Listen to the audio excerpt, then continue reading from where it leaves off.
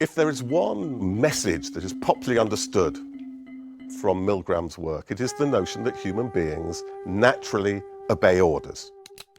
Now, if that were so, the more the experimenter orders as opposed to requests them to act, the more you might think that they would continue to deliver shocks. And Milgram scripted different lines from the experimenter to urge people to continue if they began to hesitate. Only one is an order. You have no choice. You must continue. And yet, far from that producing more compliance, far from that making people go on, in every single instance, it leads people to saying, actually, yes, I do have choice. And it leads people to stop. Milgram is, I think, captured in this situation everything that's really interesting about the human condition.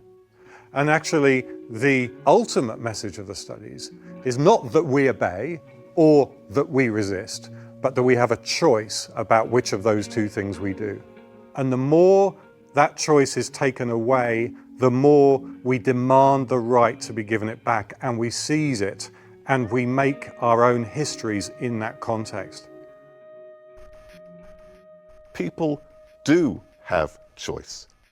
We can do things differently. We can change things. We can challenge things. So when it comes to virtually any issue of importance, how should we feel about immigrants? How should we feel about public spending cuts? Whatever it is, we are positioned between multiple voices telling us different things. And how we orient to those voices is critical to the decisions that we make. And if we have choice, then we have responsibility about how we exercise it. Well, you had no other choice. You must go on. Yes, I have a choice. That is, if you don't continue, we're going to have to discontinue the experiment. We'll have to. He says cut it out. After all, he knows what he can stand. You had no other choice, teacher. I have a choice. I'm not going to go ahead with it. It is essential that you continue the experiment. No, it isn't essential. Not one bit. You had no other choice, teacher. Oh, I have a lot of choices.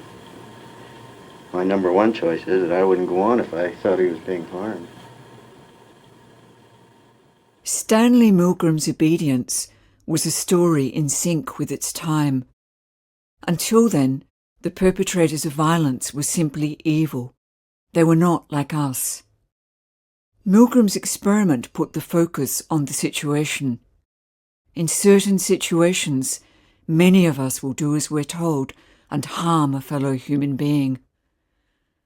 But it's time to rewrite the story so we can see the full picture.